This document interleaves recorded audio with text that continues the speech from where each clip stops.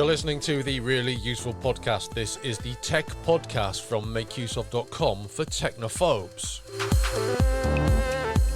We've got a weekly dose of tech news that matters and useful tips and tricks to help you make better use of your tech.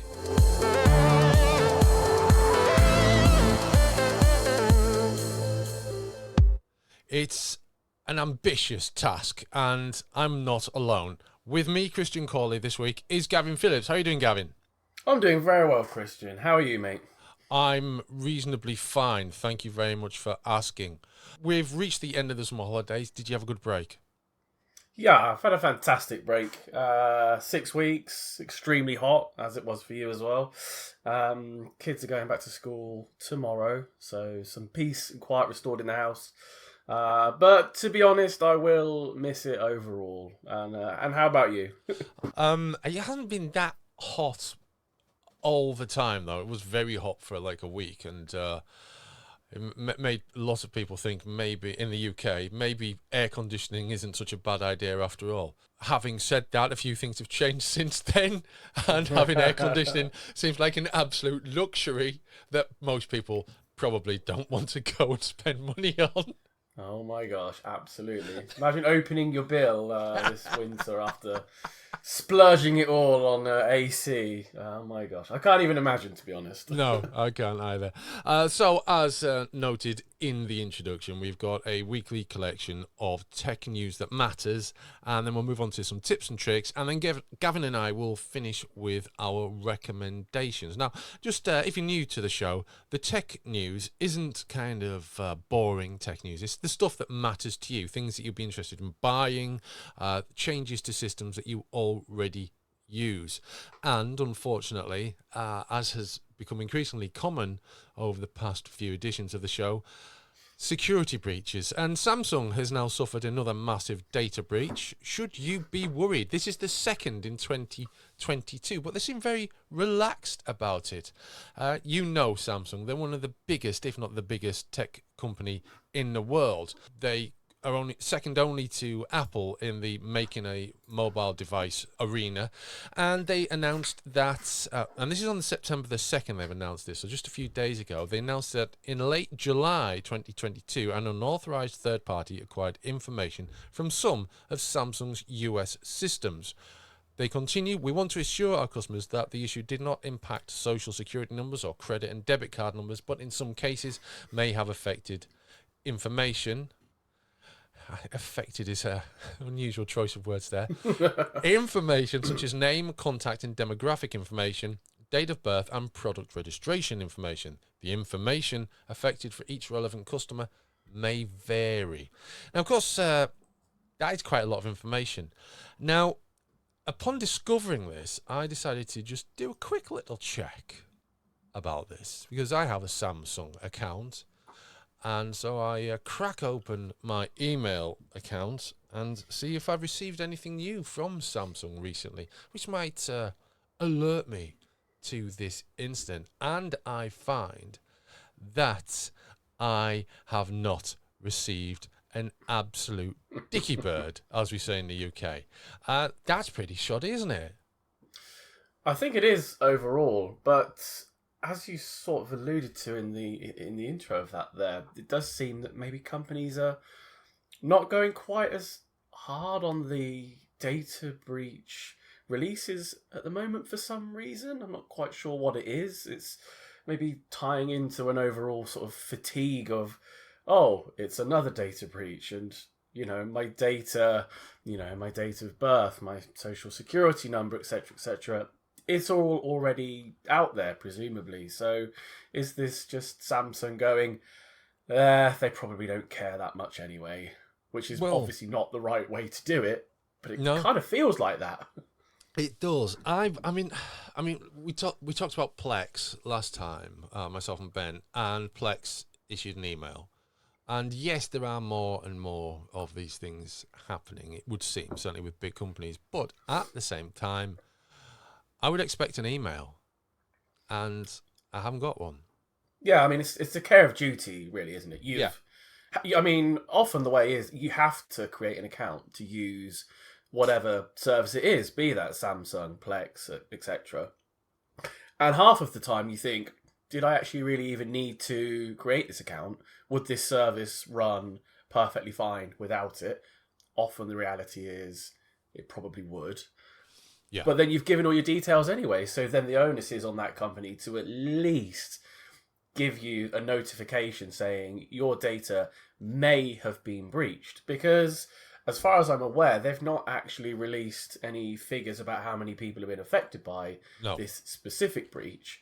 So everyone is then in the dark, aren't they? So I guess the general advice is every Samsung user, go and update your passwords and all that sort of stuff. But other than that, if you were one of the affected, you've got no way of knowing if your data is now been exposed. I don't really understand it, Christian, to be honest.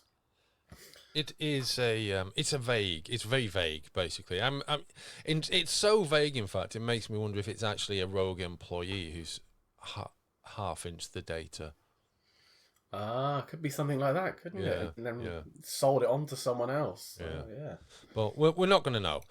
We'll move on. Samsung again. They're now mocking. They're in a position to mock. What? After that? Yes, they are, apparently. They're mocking Apple's lack of innovation. The iPhone 14 is set to be launched this week, probably around the time you listen to this podcast, you will know more about the iPhone 14 already. And Samsung have taken the opportunity to poke fun at the forthcoming iPhone, even though they don't know what it looks like, by highlighting their successes in the largely in the foldable phone arena. Innovations like high-resolution cameras, zoom lenses, cutting-edge form factors of folding devices, and other things that they claim you won't see on an iPhone soon. Now, I think a lot of people will be quite pleased to not be seeing things like folding phones on the iPhone anytime soon. What do you think? I actually totally agree. I think Samsung's apparent mocking is a bit glib, in fact, in that, like you said, people... The foldable phone market is still so small. I've seen one person in my entire life with a folding phone. Admittedly, I live in the backwaters of Cornwall, so it's probably not representative, and if you live in a big city, you've probably seen more. But even as someone involved in tech, and Christian and I work for a tech website, and there's hundreds of employees, and I don't think any of us own a foldable phone. No one's mentioned it if they do. No one's mentioned it, exactly. And if you did, you'd probably say, hey, look what I've got. Yeah. And amongst tech circles, certainly amongst other tech circles that I frequent, there's not many people out there that are desperate to get their hands on one of these. Now, you'll see big-time YouTubers like, Linus from Linus Tech Tips. He uses his all the time, and he swears by it. But I think for the vast majority of people, foldable phones are still just a thing that's going to happen at some point in the future, rather than the be-all and end-all of cutting-edge technology that everyone has. So, if the iPhone 14 comes out and it's just another iPhone, if you will, I think a lot of people would be really quite happy with that. Yeah, I agree. Not a good week for Samsung. Twitter. Everyone wants an edit button on Twitter, supposedly. It's not really bothered me. I don't think you just delete it and redo it, don't you? But Twitter has announced that it's finally testing its most requested feature, the edit button. But there's a catch. You won't get to access Twitter's edit button unless you subscribe to Twitter Blue. Now, that's not some racy service for adults, I'm told. Instead, Twitter Blue is a kind of a subscription service, a premium Twitter experience. It's $2.99 to $4.99 per month, and it gets you a bunch of extra features that enable like better following tools, better analytics, and all this sort of stuff. Yeah, which, I mean, most people aren't going to need that, are they? Really? So paying for an edit button, charging for an edit button, I beg your pardon, it's given how long people have wanted an edit button on Twitter, it seems a little bit cheeky to charge for it. Especially after years of saying, well, it's not really possible, we can't really do that. Then go, oh, we can do it, but we're going to charge you for it. I think the whole thing of charging for it seems absolutely outrageous when it's just changing a few letters after it's been done. Surely there's not such a ludicrous level of cost involved in this that people need to pay, up to $5 a month, $60 or 60 quid a year. It just seems completely unfathomable to me that a company this big, with such massive turnover and revenue, needs to do such a thing, and to make it, I guess it's to make it into something that only a few people will have, and to make it a more popular tool that will roll out eventually. But I don't know, it just seems silly to me.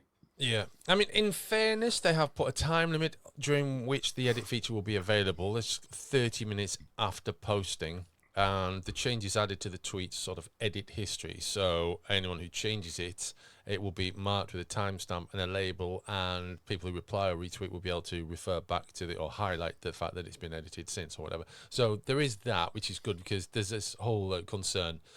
I say concern as if it's some sort of hugely important in the grand scheme of things, which of course it isn't. But some people have been concerned that if there's an edit feature, someone could tweet something, then lots of people reply to it, retweet it, etc., and then they change the original meaning of the tweet, or maybe put a spammy link in it or something like that. So this 30-minute time limit is quite a good feature, but charging for the edit button, come on. We should maybe get some sort of bad button for the soundboard, and then if a tech company does something really dodgy and bad, we can just press the sound button. I suppose. Can we get like a little whop whop? Oh, have we got a whop? Oh, you've got that. There you go. That's what we think of the Twitter edit button. Okay, let's move on.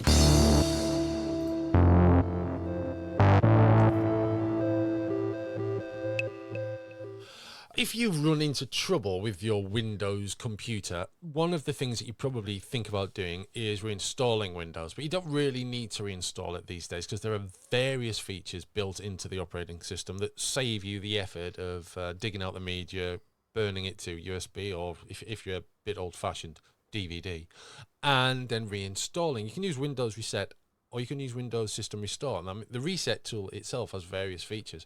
And then there's also System Restore. They're not exactly the same, though, are they?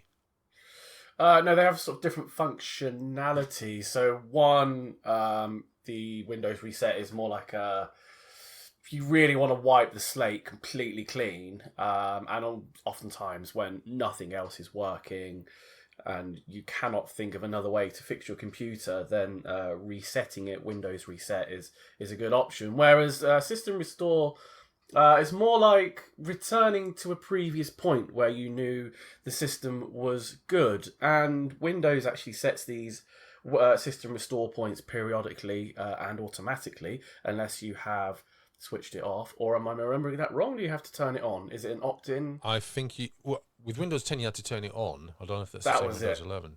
Yeah, I imagine it probably is the same. So you do have to opt in to turn that on. So that's advice we would definitely give to everyone, because whenever you have like a major Windows update, it will create a system restore point for you. And you can also create manual system restore points as well. Have you used Windows Reset before, Christian?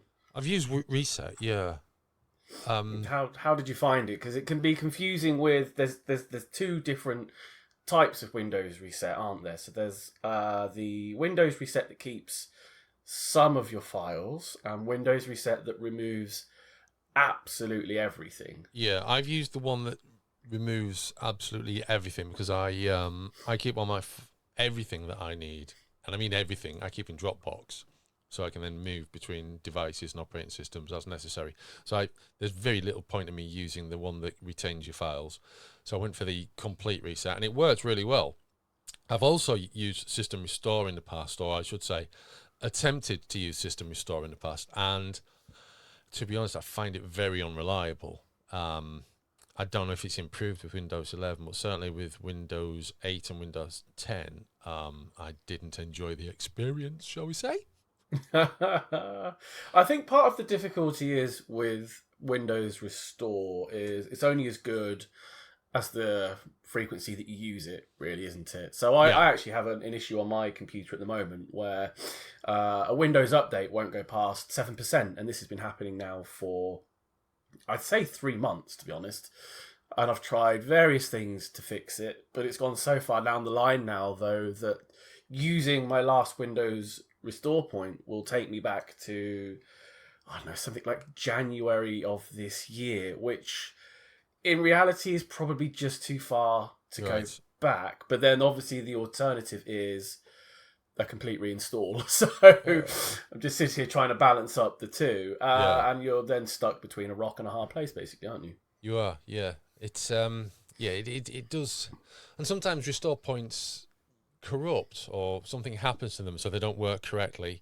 And also I found, I don't know if this still happens now because I use Ubuntu, but I have found with restore points on Windows in the past that the restore point doesn't remove software that you hoped it would remove as well. Ah, interesting. So that would be one of the biggest things that you might actually use System Restore for. It's often pointed at as something, say you got malware or something like that. Someone might suggest you restore to your previous restore point to remove anything installed between, say, 2 dates or when you notice something malicious on your computer. But if it doesn't remove that program, then what's the point? Exactly. So, so there are some differences between System Restore and Windows Reset. The best thing you can do is, before doing either, is to check what they do, which you can refer to this podcast, of course, we just discussed it. Check the show notes and we'll link to our guide to this, what's the difference between Windows Reset and System Restore in Windows. And that will give you all the information about using System Restore, setting a restore point, and using the reset features in Windows 10 and 11. We'll move on now to the ways that you can make Disney Plus better on mobile. Number 1, don't watch She-Hulk. Only joking.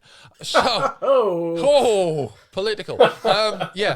Disney Plus is available pretty much everywhere, but you may not bother with it on mobile so much because it's smaller. I don't know if that. I've never bothered with it on mobile, I don't think. Although I say that, my children use it on their tablets, so that's mobile. But I only ever watch on the big screen TV, and I do find that most of the things I watch aren't superhero stuff, and also they're also not cartoons. I've recently been watching Only Murders in the Building Series 2 and Modern Family, because you've got to, it's Modern Family, but also Welcome to Wrexham, which is a reality documentary show about the takeover of Wrexham by Deadpool and some other guy. Have you seen that? No, I've not seen that. That sounds good though. Yeah, it's quite good actually. Yeah, because they bought the football club, didn't they? That's it. Yeah. Rob McElhenney. Yeah. That's it. Yeah. And Ryan Reynolds. Yeah, so I said there's a whole documentary about that which we've been watching. So that's quite cool. So anyway, Disney Plus is available on pretty much everywhere that you have an electric device, maybe even some fridges. I saw a smart toaster the other day. £700 it was. Oh, I saw one reviewed on a YouTube video, maybe the same one, that was just utterly bonkers. The screen on the front of it, I think it had like 24 or 28 different toast settings for different types of toast. But then, after spending £700, you could buy a subscription for it to unlock more types of toast. I was like, oh, wow. It doesn't even come with all the types of toast? That's outrageous. Incredible, isn't it? Yeah. I don't know whether it runs Disney Plus, but anyway. So, things that you can do with Disney Plus on your mobile device. Number 1, download content for offline viewing. You do that, obviously, when you've got a Wi-Fi connection and maybe you're heading out to travel somewhere. Download it in advance. You can control download quality.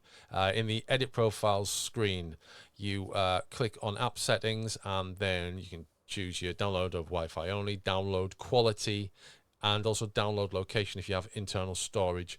You can change the change that to from your main phone device to your SD card storage, should your phone support that. And you can change between high quality, medium quality, standard quality.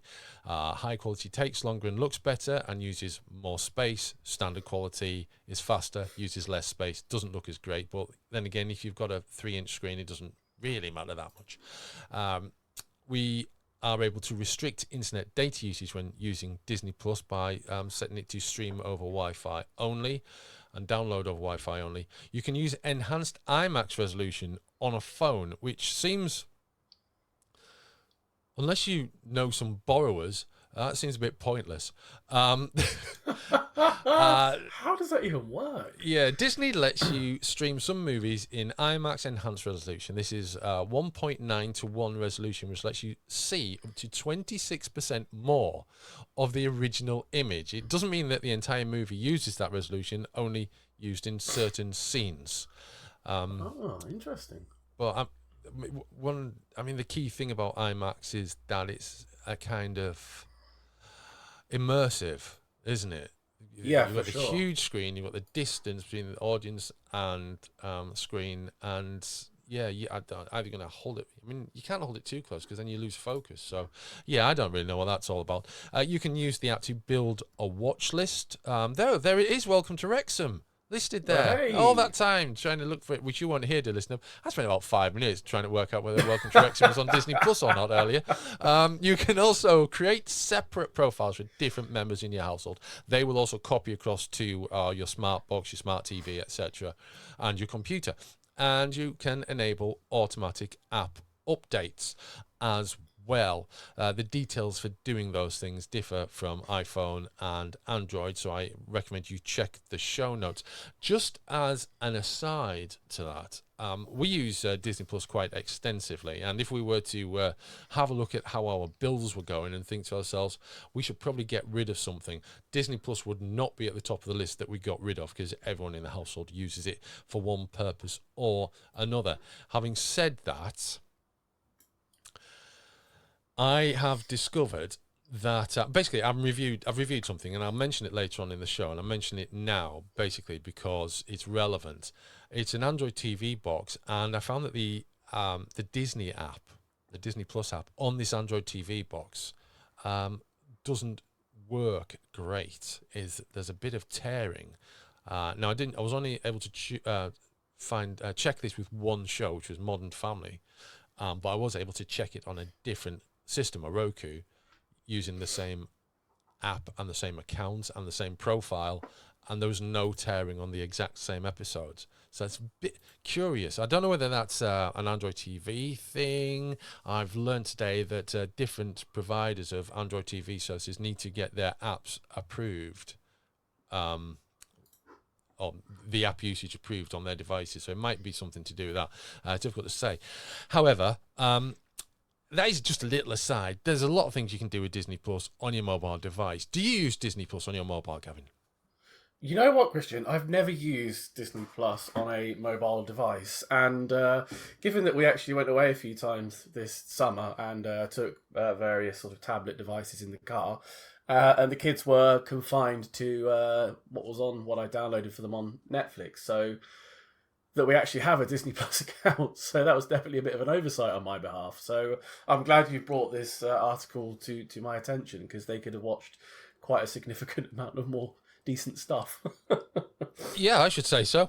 My youngest is absolutely bowled over by a show called, I think it's Puppy Pals. Yes, it's Puppy Pals.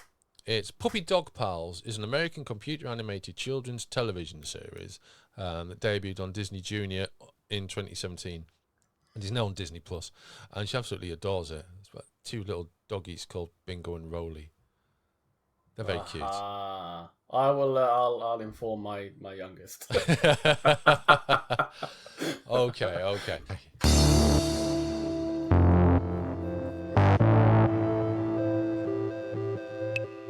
It is recommendations time. This is the part of the show where myself and my co-host for the week decide to share something with you that has we found interesting, fun, exciting, digital based or adjacent. And and we share it with you, and then we give you the link in the show notes, and you can check it out yourself if you're interested. Who's going to go first, Gavin? I can go first if you like. Okay. I've got a lovely little board game here actually. I must say it's not digital. Whoa. But I'm not aware if there is a digital copy. Maybe I didn't think to look that up. Poor form on my behalf. However, I will tell you the name, and it's called Cockroach Poker, which sounds, yeah, I know, sounds somewhat grim. However, it's a really good little game of bluff that's suitable, I would say, for kids, maybe as young as 5 or 6, I would think, actually. You essentially are dealt however many cards per person. You split the deck between the amount of people. And then the idea is that you have to bluff to the people around you. So, for instance, if you were dealt a card that had a picture of a rat on, you would slide it across the table to one of your opposition and say, either this is a rat, or you could say it was one of the different animals in the deck, which there are stink bugs, frogs, flies, and all sorts of other lovely, gruesome animals. It sounds very simple. It can be absolutely enthralling for a group of adults as well. It's extremely cheap. I think it cost me £10, probably the same in dollars these days, and I guarantee that you will have a lot of fun playing this board game. So that's Cockroach Poker. Give it a go. Okay. I'm still getting over the name. I discovered a board game shop in York yesterday, and I cannot find it. I was actually in York yesterday, in the north of England, in Yorkshire. It's the capital of Yorkshire, even though there are other capitals in Yorkshire for some reason. And you tell me.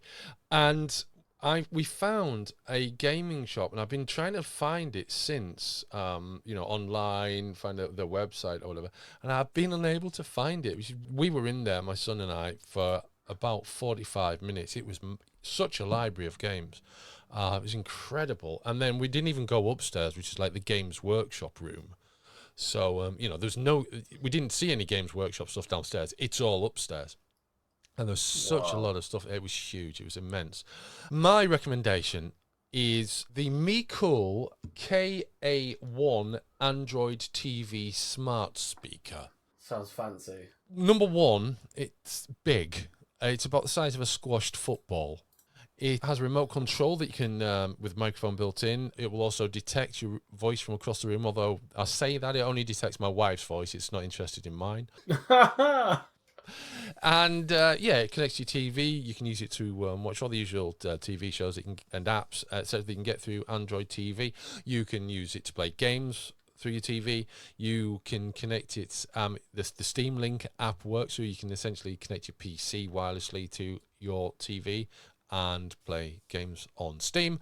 And it does pretty much everything you'd expect from an Android TV, but with a smart speaker built into it. Now, I've tried a few Android TV things over the past few years. I have an Android TV, but it seems to be it has some menu items removed, which stop me from getting rid of things like annoying recommendations and adverts and stuff like that. So we don't actually use the Android TV functionality. Instead, we use a Roku, which is a lot smaller and more compact and just hides behind the TV in the HDMI slot. Unlike the MeCool KA1, which, as I say, is quite a big device.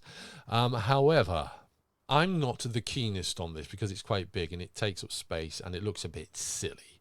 My wife really likes it though, so obviously I'm overruled because it's more useful for her. So quite often she's the one who needs to find entertainment for the children when everything's done, homework's out the way, there's no dance school and they can't be bothered playing with Lego.